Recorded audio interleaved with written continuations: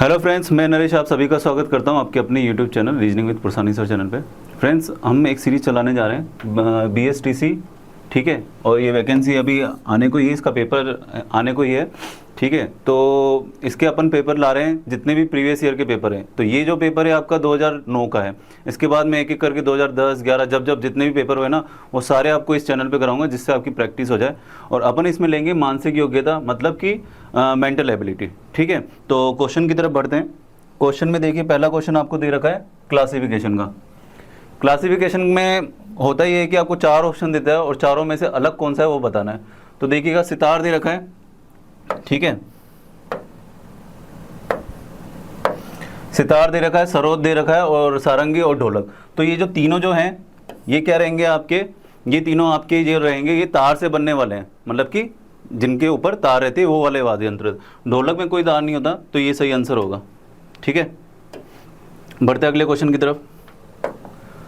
अगला क्वेश्चन देखिए, भाषाएं दे रखी है आपको, मेवाड़ी, मालवी, ढूंढाड़ी और मारवाड़ी। तो अगर बात करूं मैं 3 की, 1, 3 और 4, ये तीनों क्या राजस्थानी भाषा है। मालवी जो है वो राजस्थानी भाषा नहीं है, ठीक है।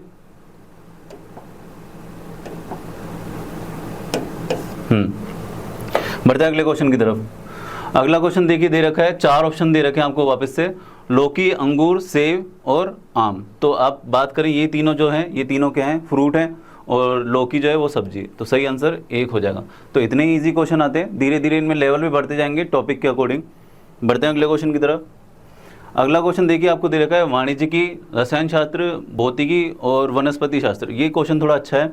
इसमें अगर मैं बात करूँ, रसायन शास्त्र और भौतिकी और वनस्पति शास्त्र, ये तीनों क्या है, साइंस से रिलेटेड है, मतलब कि जितना भी साइंस से सब्जेक्ट होते हैं वो। वाणिज्य जो है वो आपके कॉमर्स से रिलेटेड है, ठीक है। तो आंसर क्या हो जाएगा, 1 इसका सही आंसर हो जाएगा। बढ़ते हैं अगले क्वेश्चन की तरफ। अगला क्वेश्चन आपको दे रखा है गाय, भैंस, बकरी और घोड़ा। तो फ्रेंड्स, ये भी इसमें चारों में से अलग कौन सा बताएंगे। तो आंसर क्या हो जाएगा, घोड़ा। और क्यों हो जाएगा, क्योंकि गाय, भैंस, बकरी क्या है, दूध देने वाली है, घोड़ा आपको दूध नहीं देगा, ठीक है। तो 4 इसका सही आंसर हो जाएगा। फ्रेंड्स, हमारी जो एप्लीकेशन है इस नाम से, ई टेस्ट सीरीज़ के नाम से आप गूगल पे सर्च करके डाउनलोड कर सकते हैं। और इसी पे ही हमने टेस्ट सीरीज स्टार्ट की है। और टेस्ट सीरीज़ में आपको क्या मिलेगा, चैप्टर वाइज टेस्ट मिलेंगे और फुल टेस्ट भी दे रखे हैं। प्रीवियस ईयर पेपर जो भी मैं आपको करवा रहा हूँ वो भी आपको इसमें मिलेंगे, वीडियो प्लस पेपर। तो आज ही आप इसको परचेज कर लीजिए, इसकी आप प्रैक्टिस स्टार्ट कर दीजिए, क्योंकि 30 जून के आसपास में इसका एग्जाम डेट है। तो अभी से इसको डाउनलोड करके और टेस्ट सीरीज परचेज कर लीजिए, ठीक है। बाकी डिटेल मैं और आगे आपको डिस्क्रिप्शन में मिल जाएंगी, ठीक है। बढ़ते हैं अगले क्वेश्चन की तरफ। अगला क्वेश्चन फ्रेंड्स, जो टॉपिक है आपका एनालॉजी से रिलेटेड है।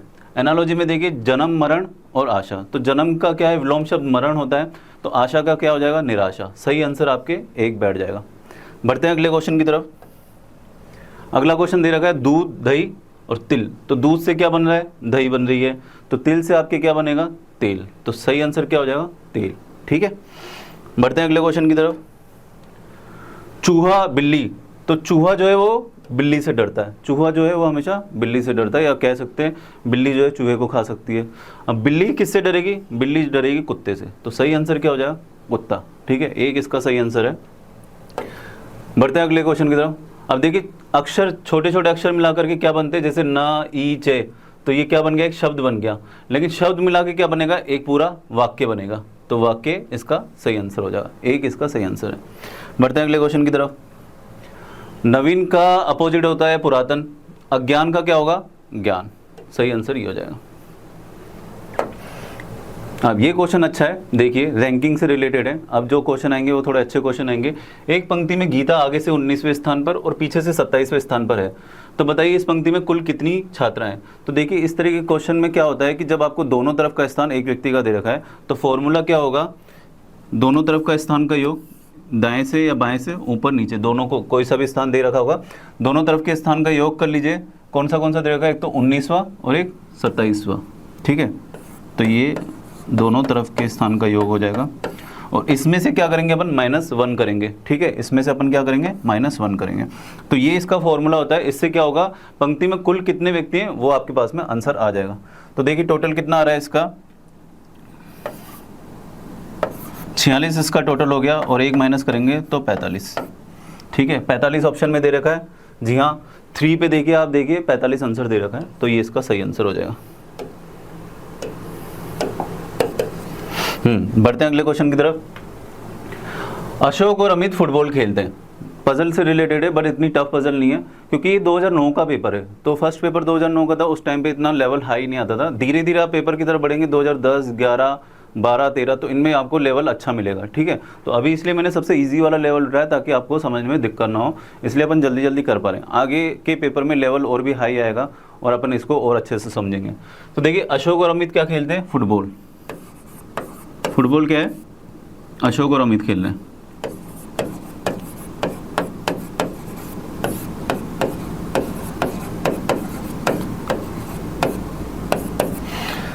आगे बोले रामा, श्यामा और राज हॉकी खेलते हैं। तो हॉकी क्या है? ये 3 लोग खेलते हैं। आपसे पूछा क्या गया है? आपसे पूछा गया बताइए कौन हॉकी नहीं खेलता है। तो जहां ऑप्शन में अशोक और अमित हो वो इसका आंसर हो जाएगा। तो आपको ऑप्शन में देखिए क्या दे रखा है? अमित दे रखा है, तो अमित इसका क्या है? थर्ड आंसर सही हो जाएगा। ठीक है, काफ़ी इजी क्वेश्चन था। बढ़ते हैं अगले क्वेश्चन की तरफ। एक कार्यालय में 60 कर्मचारी हैं, उनमें से आज 48 उपस्थित हैं, तो कार्यालय में कितने प्रतिशत कर्मचारी अनुपस्थित नहीं है? तो ये है तो मैथ्स से ही, लेकिन इजी आती है मैथ्स को, इतनी हाई लेवल की नहीं आती है। तो 60 देखिए 60 तो कुल कर्मचारी थे, तो प्रतिशत हमेशा क्या निकलता है? कुल के ऊपर निकलता है। तो अनुपस्थित कितने हो गए? अगर मैं बात करूं 60 में से 48 घटा दिए तो कितने बच गए मेरे पास में? 12। अब 12 का अपन प्रतिशत निकालें, कुल 60 है तो 12 से इसका प्रतिशत निकल जाएगा। तो ये कितनी बार गया? ये 5 बार गया, और ये कितनी बार गया? 20 बार। तो 20% इसका सही आंसर हो जाएगा। 3 पे दे रखा आपको 20%, तो सही आंसर 20। इस तरीके से इस क्वेश्चन को करना है। ठीक है, बढ़ते हैं अगले क्वेश्चन की तरफ। ये क्वेश्चन फ्रेंड्स कैलेंडर का है और काफ़ी अच्छा क्वेश्चन है। यदि आगामी कल के 2 दिन बाद, अब देखिएगा इसे समझने की कोशिश कीजिए। आगामी कल के 2 दिन बाद, ये आज रहा, ठीक है, आगामी कल ये रहा,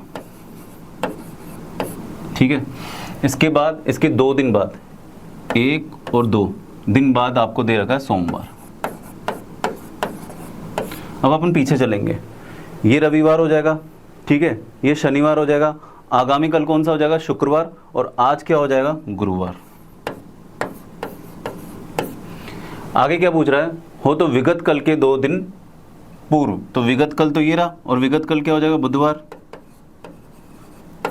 के 2 दिन बाद, यहां पूछा गया आपसे। तो 2 दिन बाद देखिए, ये आपके मंगलवार हो गया, और ये हो गया सोमवार, और ये क्या हो जाएगा? रविवार। तो ये दिन का पूछा था, रविवार देखिए ऑप्शन में दे रखा है क्या? जी हाँ, ये दे रखा है फर्स्ट नंबर, रविवार इसका सही है। तो एक बार सॉल्यूशन देख लीजिए, इस तरीके से ये सॉल्यूशन होगा, और पहले आज ले लीजिए, और इस तरीके से करने के बाद में पीछे जाएंगे, और फिर और ज़्यादा पीछे जाते हुए आपके रविवार सही आंसर बेटा। बढ़ते हैं अगले क्वेश्चन की तरफ। अगला क्वेश्चन फ्रेंड्स ये भी रैंकिंग से रिलेटेड है। गीता सीता से बड़ी है, ठीक है, तो ऐसे क्वेश्चन को कैसे कर सकते हैं अपन? ऐसे क्वेश्चन को करने के लिए गीता जो है वो बड़ी है किससे? सीता से। हम यहाँ पे बड़े का इस तरीके का निशान लगा देंगे, ठीक है। आगे बोल रहा है शीला गीता से भी बड़ी है, तो शीला इधर आ जाएगी, इसी क्रम में अरेंज करना है जिस हिसाब से बड़े हैं। मालती शीला और सीता से बड़ी है, तो मालती जो है शीला और सीता से बड़ी है। इनमें से सबसे बड़ी कौन है? तो मालती ही अभी तक सबसे बड़ी दिख रही है, ठीक है। तो ऑप्शन में दे रखा है, फर्स्ट नंबर पे आपको दे रखा है मालती, इसका सही आंसर हो जाएगा, फर्स्ट इसका सही, ठीक है। बढ़ते हैं अगले क्वेश्चन की तरफ। अगला क्वेश्चन फ्रेंड्स ग्रुप है पूरा का पूरा, और इससे रिलेटेड आपके 4-5 क्वेश्चन आएंगे। इस तरीके का भी BSTC में क्वेश्चन आएगा आपके, एक आपको पूरा पैराग्राफ दे देगा, उससे रिलेटेड आपके 4 से 5 क्वेश्चन आएंगे, ठीक है। अब इसको सॉल्व करते हैं, क्या बोलना चाह रहा है? राजू और बाबू किसी एक स्थान से चलना आरंभ करते हैं, ठीक है, स्थान से अभी चले नहीं है। राजू पश्चिम दिशा में 4 किलोमीटर चलता है। तो देखिए डायरेक्शन का मैं बता देता हूँ, ये डायरेक्शन रहता है, ये वाली उत्तर दिशा होती है, ये पूर्व दिशा होगी, ये दक्षिण दिशा होगी, और ये कौन सी होगी? पश्चिम दिशा। तो राजू पश्चिम दिशा में 4 किलोमीटर चलता है, तो राजू जा रहा है, ये पॉइंट ले लेते हैं, और यहाँ से पश्चिम दिशा की ओर 4 किलोमीटर चला है, ठीक है, राजू चल रहा है। फिर राजू दाहिने मुड़ करके 3 किलोमीटर चलता है। अब देखिए अगर मुख इस तरफ है, मुख इस तरफ है तो दाहिना तो ये होगा, ठीक है, और बायां ये होगा, तो इस तरफ में वो कितना चला है 3 किलोमीटर। बात करते हैं बाबू की, तो उसी पॉइंट से चलना स्टार्ट किया बाबू ने भी। तो बाबू क्या है, दक्षिण की तरफ चला, मैंने कहा दक्षिण नीचे की तरफ होती है 3 मीटर, 3 किलोमीटर चला दिया। फिर बाबू अपने बाईं ओर मुड़कर 4 किलोमीटर चलता है।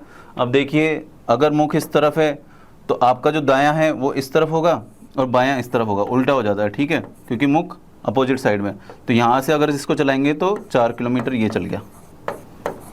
अब बाबू यहाँ पर है और दूसरा कौन है, राजू यहाँ पर है। अब देखते हैं इससे रिलेटेड क्वेश्चन क्या क्या है। क्वेश्चन देखिए आगे आपको दे रखा है कि राजू अपने चलने के स्थान से अब कितना दूर है। तो देखिए ये 4 है, ये 3 है, आपसे ये डिस्टेंस पूछा गया है, ठीक है। तो ये एक ऐसा त्रिभुज बन रहा है जो जिसमें पाइथागोरस लगती है, इस तरीके का एक त्रिभुज बन रहा है। तो इसकी फिक्स साइड होती है 3, 4 और 5, तो ये वाली साइड क्या होगी 5। अगर आप फॉर्मूले से करना चाहते हैं तो फॉर्मूला वही होगा, कर्ण बराबर लंब का स्क्वायर प्लस आधार का स्क्वायर। लंब आपके दे रखा है 3 और आधार दे रखा है 4, ठीक है।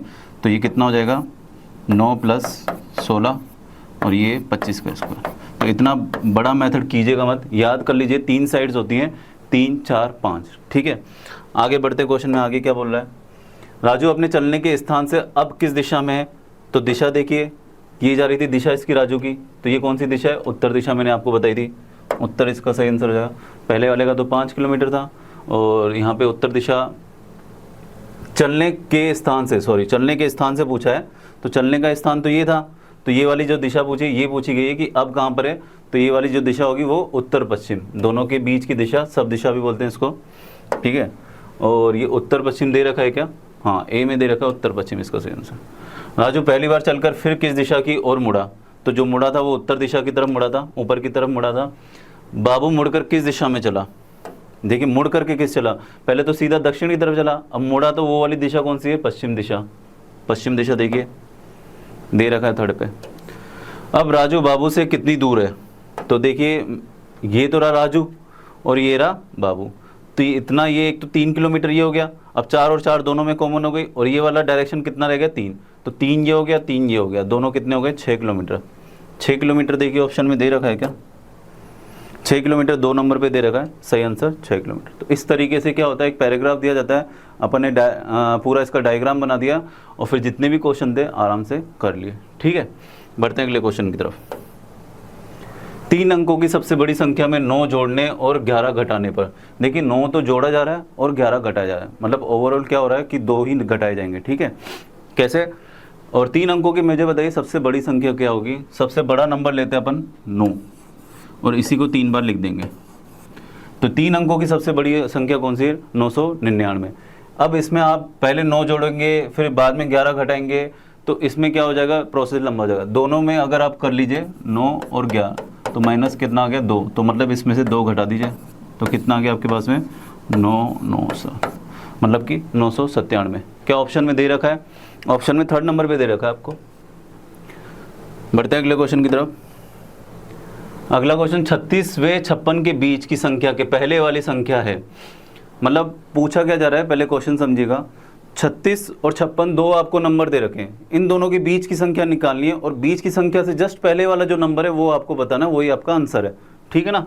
तो बीच की संख्या सर कैसे निकालें, बीच की संख्या निकालने के लिए क्या करना पड़ेगा, 36 + 56 में 2 का भाग, अब ये कितना हो गया 2 और ये 9, ठीक है। इसमें 2 का भाग लगाएंगे अपन, तो कितनी बार जा रहा है ये 4, 6। तो देखिए बीच का अंक तो 46 आ गया, बीच का अंक क्या आ गया 46 आ गया। जल्दबाजी करके कई स्टूडेंट 46 पे आंसर टिक कर जाते हैं, लेकिन आपसे पूछा बीच का अंक नहीं गया, बीच अंक से पहले वाला अंक, तो 46 से पहले का नंबर कौन सा होगा 45, और 45 आपको 3rd पे दे रखा है, तो सही आंसर आप 45 कीजिएगा, जल्दबाजी में 46 को टिक मत करिएगा। तो फ्रेंड्स अगले क्वेश्चन पे बढ़ने से पहले मैं आपको बताना चाहूँगा कि हमारे जो चैनल है इसे आप सब्सक्राइब कीजिए और टेलीग्राम चैनल का भी लिंक आपको डिस्क्रिप्शन में दे रखा है। प्लस इस BS3G की हमने टेस्ट सीरीज स्टार्ट कर ली है, इसे आप अभी परचेज़ कर सकते हैं, डिस्क्रिप्शन में इसका लिंक है। एप्लीकेशन है हमारी ई-टेस्ट के नाम से, आप डाउनलोड कीजिएगा, उसमें और भी आपको चीज़ें मिलेंगी, टेस्ट सीरीज अदर सब्जेक्ट की और अदर कोर्सेज़ की, ठीक है। बढ़ते हैं अब अगले क्वेश्चन की तरफ। अगला क्वेश्चन फ्रेंड सीरीज का दे रखा है, और सीरीज में देखिए 71 से 73 में जाऊं तो +2 होता है, 73 से 76 में जाऊं तो +3 होता है। तो अगर बात करें यहाँ से यहाँ जाएँ तो +4 5, तो अब क्या करना है मेरे को +6 करना है। और 85 में मैं 6 जोड़ूंगा तो कितना आएगा 91, 91 इसका सही आंसर हो जाएगा। आगे अगर आप बढ़ के चेक करना चाहो तो ये +7 है, +8 है और +9 है। चेक करने की ज़रूरत नहीं, आपको सिर्फ आंसर निकालना है, एग्जामिनर के ऊपर डाउट नहीं करना है कि ये सीरीज यही चल रही है कि आगे। ठीक है, बढ़ते हैं अगले क्वेश्चन की तरफ। अंग्रेजी वर्णमाला में कौन सा अक्षर आराम से 13वें एवं अंत से 14वें स्थान पर होता है? तो देखिए, अगर आपको अंग्रेजी वर्णमाला के अल्फ़ाबेट्स का स्थान याद करने हैं तो उसके लिए एक शॉर्ट ट्रिक्स है, वो मेरे चैनल पे आपको वीडियो मिल जाएगा, और बने रहिएगा इस चैनल पे, और भी आपको अच्छे अच्छे ट्रिक्स मिल जाएंगी इसमें रीजनिंग की। तो मैं बात करूं 13वें स्थान पे कौन सा आता है? एम आता है। और अगर दूसरी दिशा से याद करें 14वें स्थान पे भी एम ही आएगा, तो ऑप्शन में एम दे ही रखा है। ठीक है, सही आंसर इसका एम हो जाएगा। अगला क्वेश्चन देगा, निम्न श्रृंखला को पूरा कीजिए DFIRX। तो ऐसे क्वेश्चन करने के लिए आपको इनका स्थान पता होना चाहिए कि D कौन से स्थान पे आता है, F कौन से स्थान पे, I कौन से स्थान। देखिए मैं ऊपर स्थान लिख देता हूँ इसका। D आता है आपके 4 पे, F 6 पे, I 9 पे, ये तो अपने को निकालना है, R 18 पे और X 24 पे। ये आपको याद करने पड़ेंगे, इसके अलावा कोई चारा है नहीं। 4 से 6 पे जाने के लिए +2, 6 से 9 पे जाने के लिए +3, तो +2 हो गया, +3 हो गया। अब क्या करना है आपको? +4 करना है, और +4 करने पे मतलब क्या आएगा 13। और 13 पे अभी पिछले क्वेश्चन भी किया था अपन ने, 13 पे क्या आता है? M आता है। M देखिए ऑप्शन में दे रखा है क्या? M ऑप्शन में दे रखा है, 4 इसका सही आंसर हो जाएगा। बढ़ते हैं अगले क्वेश्चन की तरफ। अगला क्वेश्चन फ्रेंड्स ब्लड रिलेशन से रिलेटेड है। इसके 2 से 3 क्वेश्चन आपके BSTC में आते ही आते हैं, कन्फर्म है। दो काफ़ी इंपॉर्टेंट टॉपिक है। कैसे करेंगे? A और B 2 भाई हैं, A और B क्या हैं? 2 भाई हैं। C A का पिता है। अब देखिए C अगर A का पिता है तो B का भी पिता होगा। ये क्या है? पिता है, मतलब कि मेल है। जो भी पिता है वो जस्ट इसके ऊपर वाले, अगर दादा दादी है तो इसको छोड़ करके एक और इससे ऊपर आ जाएगा। ठीक है, आगे क्या बोला? C A का पिता है, D B की माता है। अब ये B की माता है, मतलब ये दोनों क्या हो जाएंगे? हस्बैंड वाइफ हो जाएंगे।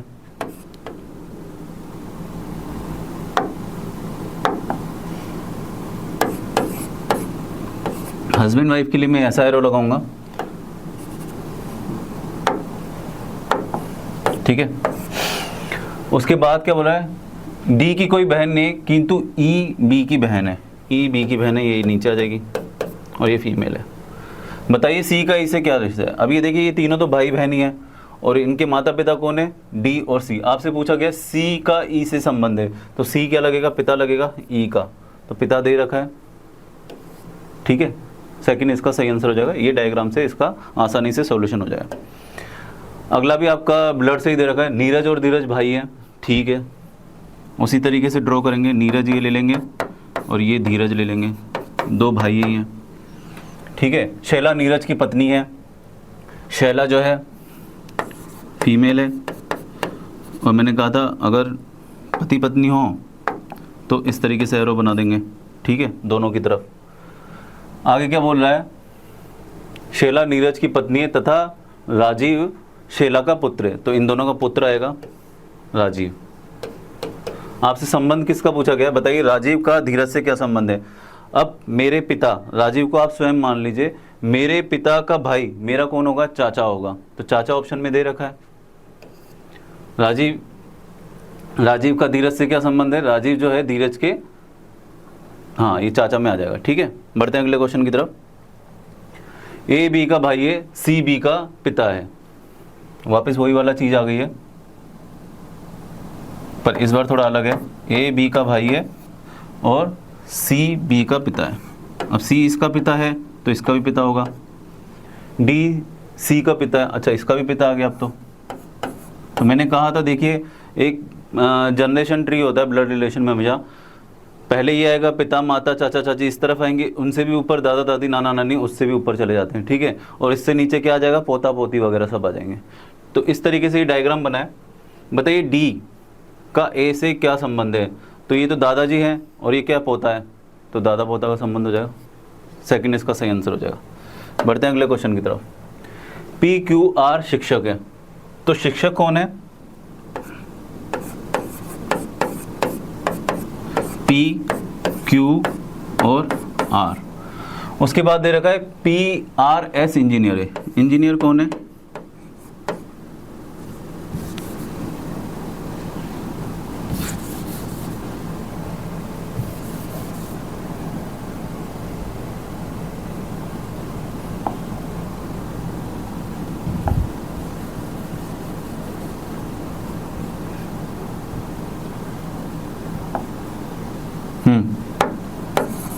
इंजीनियर कौन है? दे रखा आपको पी आर और एस। फिर बोला वकील जो है वो आर एस टी है, वकील जो है वो आर एस और टी है, ठीक है। P Q R S T ईमानदार है, ईमानदार दे रखा आपको पी क्यू आर एस और टी। आपसे पूछा गया तो कौन शिक्षक, इंजीनियर और ईमानदार है?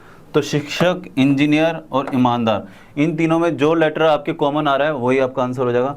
तीनों में कॉमन क्या है? यहाँ पे पी आ रहा है, यहाँ पे भी पी आ रहा है और यहाँ पे भी पी आ रहा है, तो तीनों में जो है वो पी कॉमन है। और पी देखिए ऑप्शन में दे रखा है क्या? जी हाँ, थर्ड नंबर पे दे रखा है, पी इसका सही आंसर हो जाएगा। बढ़ते हैं अगले क्वेश्चन की तरफ। देखिए डायरेक्शन का क्वेश्चन है और काफ़ी अच्छा क्वेश्चन है, सॉल्यूशन कराऊंगा, पहले वीडियो को लाइक कर दीजिए और शेयर ज़रूर कर दीजिए, ठीक है। सुरेंद्र सूर्योदय के समय सीधा खड़ा होकर उसे देख रहा है। अब देखिए सूर्योदय जो होता है वो आपको नॉलेज होनी चाहिए, कहाँ से होता है? पूर्व दिशा से। ये सूरज है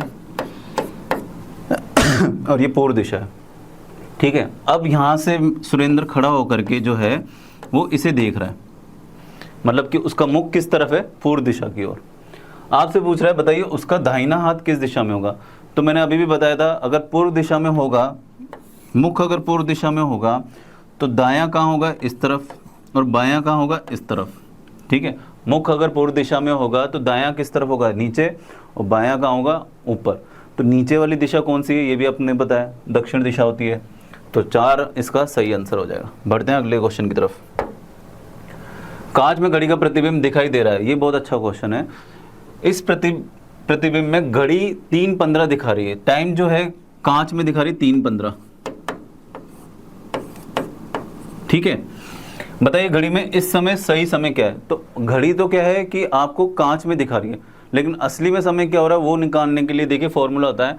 टाइम अगर 11 से कम का टाइम है, देखिए बहुत अच्छा फॉर्मूला है, टाइम अगर 11 से कम का है तो 11:60 में से इसे माइनस कर दीजिए, आपके पास में वास्तविक समय आ जाएगा। तो 3:15 इसमें से माइनस कर दिए मैंने, कितना आ गया? ये 45 हो गया, और यहाँ से कितना आ जाएगा? 8। तो सही आंसर इसका 8:45 होगा। ऑप्शन में दे रखा है क्या? ऑप्शन में दे रखा है, सेकंड नंबर इसका सही आंसर हो जाएगा, ठीक है। बढ़ते हैं अगले क्वेश्चन की तरफ। अगला क्वेश्चन फ्रेंड्स सीटिंग अरेंजमेंट का है, और इसको पजल भी बोलते हैं, सीटिंग अरेंजमेंट भी बोलते हैं, बैठक व्यवस्था इसमें हिंदी में बात करें तो। आपको क्या है कि बिठाने, और किन को बिठाना है? LMNSR। एक गोलाकार घेरे में इस प्रकार खड़े हैं, देखिए ये गोलाकार घेरा पहले मैं बना देता हूँ। सबसे पहले ये समझ लीजिए कितने लोग हैं? 5 लोग हैं।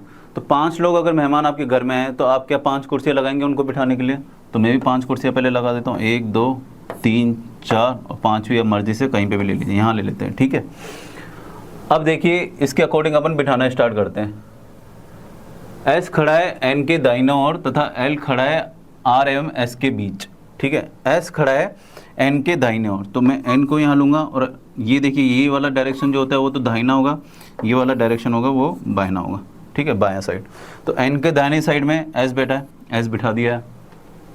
उसके बाद बोल रहा है कि और एल खड़ा है आर एम एस के बीच में, तो एस ये रहा, तो आर यहाँ पर आएगा और एल इसके बीच में आ जाएगा, ठीक है। आर और एस के बीच में एल बैठा है।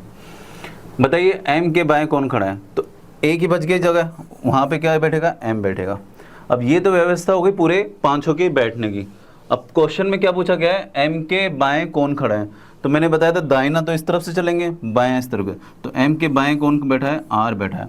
तो आर ऑप्शन में दे रखा है क्या? हाँ दे रखा है, सेकंड इसका सही आंसर हो जाएगा, ठीक है। अगर क्वेश्चन का सॉल्यूशन आपको अच्छा लगा और समझ में आया तो वीडियो जरूर लाइक कीजिएगा, ठीक है। बढ़ते हैं अगले क्वेश्चन की तरफ। अंग्रेजी वर्णमाला में दाहिने ओर से 13वां स्थान कौन सा है? तो देखिए कंफ्यूज मत होइएगा, वर्णमाला जो ये ABCD से शुरू होती है, ABC है ना, और ख़त्म किस पे होती है? ये XYZ पे। तो हमेशा अगर बायां पूछे तो आप ABCD से चलेंगे और दाहिने ओर से चलें तो यहाँ से चलेंगे, ठीक है। तो अगर मैं यहाँ से 13वें नंबर की बात करूँ तो आएगा N, और यहाँ से अगर 13वें नंबर की बात करूँ तो आएगा M। आपसे पूछा गया है बाइने ओर से, सॉरी दाहिने ओर से पूछा गया है, तो दाहिने ओर का तो क्या हो जाएगा? N हो जाएगा सही आंसर। अगर बाइने ओर से पूछता बाएं से तो ये N होता है इसका आंसर। बढ़ते हैं अगले क्वेश्चन की तरफ। अगला क्वेश्चन फ्रेंड्स सीरीज का ये, और ये काफ़ी अच्छा क्वेश्चन पूछा गया था 2009 के अकॉर्डिंग। देखिएगा KLLK, ठीक है। अब इसको क्या है कि अपने को डिवाइड करना है, हमेशा ये काउंट कर लो कितने लेटर हैं, उसके अकॉर्डिंग इसमें बराबर बराबर डिवाइड कर दो। अभी मैं काउंट करूँ तो इसमें 4 का पूरा पूरा भाग जा रहा है, तो एक तो ये बैठ गया। अब इसमें मैं थर्ड ऑप्शन लेके देखता हूँ, KLKK, यहाँ से एक और बैठ जाएगा, ठीक है। फिर ये L हो जाएगा LLKK, और उसके बाद में ये K और K। अब देखिएगा शुरुआत सीरीज कैसे हुई थी? KLLK, KLKK, LLKK और KLKK। तो ये देखिए इस तरीके से इसकी सीरीज बनेगी। सही आंसर इसका थर्ड हो जाएगा। बढ़ते हैं अगले क्वेश्चन की तरफ। अगला क्वेश्चन फ्रेंड्स सीरीज का ही है, लेकिन इसमें क्वेश्चन अलग तरीके से पूछा गया। संख्या श्रेणी में एक पद गलत है। आपको पूरी सीरीज दे दी है, इसमें से एक पद गलत है, वो पद आपको निकालना है, वो ऑप्शन में आपको आंसर देना है, ठीक है। ऑप्शन में अगर बात करें तो 95 और 123 तो आपको दे ही नहीं रखे। ऊपर देखिएगा ये 49 जो रेखा है 7 का स्क्वायर, ठीक है। 64 जो है वो 8 का स्क्वायर, 81 9 का स्क्वायर, 100 जो है 10 का स्क्वायर। अब आना चाहिए था 11 का स्क्वायर 121। 11 का स्क्वायर कितना होता है? 121, लेकिन आ क्या रहा है? 122। तो इसका सही आंसर जो गलत पद है वो 122 हो जाएगा। एक इसका सही आंसर है। बढ़ते हैं अगले क्वेश्चन की तरफ। अगला क्वेश्चन फ्रेंड्स आपको दे रखा है कोडिंग डिकोडिंग का। यदि किसी सांकेतिक भाषा में इलेक्शन को HOHFXLRQ लिखा जाता है तो उसी भाषा में सिलेक्शन को लिखा जाएगा, ठीक है। कोड दे रखा है आपको इलेक्शन का, आपसे सिलेक्शन का पूछा गया है। तो मैंने कहा था इस तरह के क्वेश्चन करने के लिए आपको स्थान ये मान जो होता है उसका अल्फ़ाबेट का वो पता होना चाहिए। ई देखिए कितने पे आता है? 5 पे। ई 5 पे आता है। ई से अगर मैं H पे जाऊं तो 8, मतलब कि कितना हुआ है? +3। L कितने पे? 12 पे, और ये O 15 पे। L से मैं O पे जाऊं तो मतलब कि +3। वापस E से H पे जा रहे हैं तो +3, और C से F पे जाएंगे। C कितने पे? 3 पे, F 6 पे। तो यहाँ तक बात समझ में आ रही है? जितने भी लेटर्स है उसमें +3 का आपको करते चलना है, तो कर लेंगे। देखिए S कितने पे? 19 पे, और 19 पे मैं +3 करूं तो कितना आएगा? 19 और 3 22, और 22 क्या होता है? UV, युवा से याद कर सकते हैं, और युवा की उम्र कितनी? 21-22, मतलब U का 21 और V का 22। इस तरीके से इनको याद करते हैं, शॉर्ट ट्रिक यही होती है इनकी। ई का तो आपको ऊपर भी दे रखा है। ई से अपन क्या करेंगे? ई 5 पे +3 कर दिया तो कितना? 8, और 8 पे क्या? H ऊपर भी दे रखा है। तो देखिएगा ऑप्शन आपको ज़्यादा कॉम्प्लिकेटेड नहीं दे रखे हैं। V और H से जो आपको वर्ड स्टार्ट हो रहा है वो उसको आप टिक कर दीजिए। सेकंड में स्टार्ट हो रहा है, यहाँ V और O है, ये गलत हो जाएगा। KD से तो स्टार्ट ही नहीं होगा, W से तो ये बिल्कुल ही स्टार्ट नहीं होगा। तो सही आंसर क्या हो जाएगा? सेकंड हो जाएगा। आगे भी अगर करना चाहें तो L का देखिए O दे ही रखा है ना, फिर से E आ रहा है, E का H हो ही जाएगा, C का F ऊपर भी दे रखा है, मतलब ऑलमोस्ट पीछे ऊपर दे ही रखे TION के, ये XLRQ दे रखा है यहाँ पे, ठीक है। बढ़ते हैं अगले क्वेश्चन की तरफ। अगला क्वेश्चन फ्रेंड्स वेन डायग्राम का है, और वेन डायग्राम में क्या होता है? आपको चित्र से प्रदर्शित करना होता है 3 शब्दों को। प्राणी दे रखा है, पशु दे रखा है, और पक्षी दे रखा है। तो मुझे बताइए पशु और जो ये पक्षी होते हैं वो क्या आएंगे? प्राणी के अंदर आएंगे, लेकिन पशु और पक्षी दोनों क्या अलग अलग है। तो ऐसा जो डायग्राम है वो आपको ये दिख रहा है।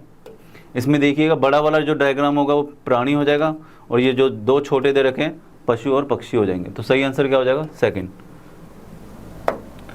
अगला क्वेश्चन फ्रेंड्स फिर से आपको वेन डायग्राम का ही दे रखा है। ठीक है, इसमें भी वही 3 शब्द दे रखे हैं, व्यक्ति, परिवार एवं समाज। तो बताइए सबसे बड़ा क्या आएगा? समाज आएगा। समाज के अंदर ही आपके परिवार आते हैं और परिवार में जो होते हैं व्यक्ति आते हैं। तो ऐसा कौन सा डायग्राम आपको प्रदर्शित हो रहा है? 3 नंबर पे बड़ा वाला जो हो जाएगा समाज, उसके अंदर परिवार, परिवार के अंदर सदस्य या व्यक्ति कुछ भी। ठीक है, बढ़ते हैं अगले क्वेश्चन की तरफ। अब ये देखिए, ये क्वेश्चन वैन आरेख का है और इसी से रिलेटेड आपके 3 से 4 क्वेश्चन आएंगे। क्वेश्चन में देखिए आपको डायग्राम दे रखा है और डायग्राम में बोल रहा है व्रत जो है वो ग्रामीण को निरूपित करता है। जो ये व्रत है वो ग्रामीण को दे रहा है।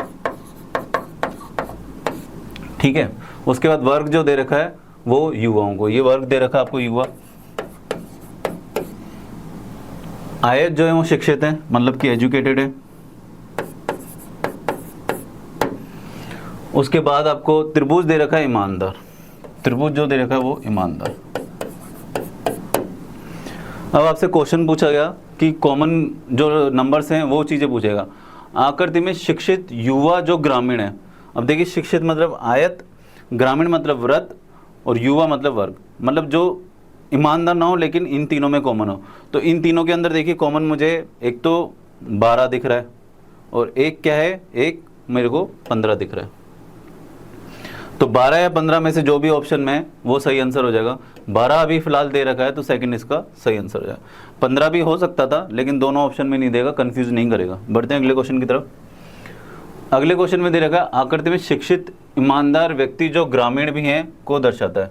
अब देखिए शिक्षित कौन से थे? ये वाले, ठीक है, और ईमानदार कौन से थे? त्रिभुज वाले ईमानदार। और ग्रामीण, ग्रामीण कौन से वाले थे? व्रत वाले। तो इन तीनों में अपन कॉमन देखेंगे। वर्ग को छोड़ करके यहाँ देखिए तीनों कॉमन कौन सा आ रहा है? 18 आ रहा है अभी तो फिलहाल तो 18 ही आ रहा है। ठीक है, तीनों में कॉमन, वर्ग को हटा दीजिए तो 18 ऑप्शन में दे रखा है। डी इसका सही आंसर हो जाएगा, 4 नंबर। तो देखिएगा, बढ़ते हैं अगले क्वेश्चन की तरफ। 41 नंबर पे क्वेश्चन पे पहुंच गए अपन। आकृति में शिक्षित और ग्रामीण व्यक्ति जो युवा नहीं है को दर्शाता है। तो शिक्षित कौन से थे? आयत वाले। और ग्रामीण कौन से थे? व्रत वाले। तो इन दोनों वाला कॉमन वाला देखेंगे तो इन दोनों में कॉमन क्या आ रहा है? 16। 16 इसका सही आंसर हो जाएगा। बढ़ते हैं अगले क्वेश्चन की तरफ। आकृति में शिक्षित ग्रामीण युवा ईमानदार को दर्शाने वाले सारे ही हो गए, मतलब जो सब में कॉमन है वो कौन सा हो जाएगा? जो सब में कॉमन है, इधर भी है, इधर भी है, इधर भी है, तो कौन सा हो जाएगा? 11। देखिएगा ये त्रिभुज में भी आ रहा है, व्रत में भी आ रहा है, वर्ग में भी आ रहा है और आयत में भी आ रहा है। तो सब में जो कॉमन है वो 11 है। सही आंसर इसका सेकंड हो जाएगा। आकृति में ईमानदार युवाओं को दर्शाने वाली संख्या। अब ईमानदार कौन से थे? त्रिभुज। और युवा कौन से? ये। ठीक है, तो इनको दर्शाने वाली संख्या कौन सी? जो दोनों में कॉमन हो, और दोनों में कॉमन 9 नंबर है। तो सही आंसर इसका 1 हो जाएगा। ऐसे ही इस तरीके के क्वेश्चन को करना होता है। आपको पूछता है, आपको कॉमन नंबर देखना है, दोनों आकृति तीनों आकृति में कौन सी आ रही कौन सी नहीं आ रही। ठीक है, अब देखिएगा फ्रेंड्स, ये कथन निष्कर्ष के क्वेश्चन है जो कि अधिकतर बच्चों को कंफ्यूज करते हैं, लेकिन आज आप सॉल्यूशन देख लोगे तो उसके बाद कभी कंफ्यूजन नहीं होगा, ये मेरी गारंटी है। कैसे? सभी अध्यापक शिक्षित हैं। तो देखिए डायग्राम बनाएंगे अपन, वेन डायग्राम से इसका हो जाएगा। ये क्या है? अध्यापक, और सभी अध्यापक क्या हैं? शिक्षित हैं। उसके बाद दे रखा है कुछ अध्यापक महिलाएं। तो कुछ अध्यापक जो है वो महिलाएं।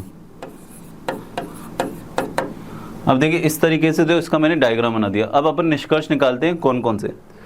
ठीक है, सभी अध्यापक महिलाएं नहीं, सभी नहीं है, कुछ हैं। ठीक है, तो ये तो क्रॉस हो जाएगा।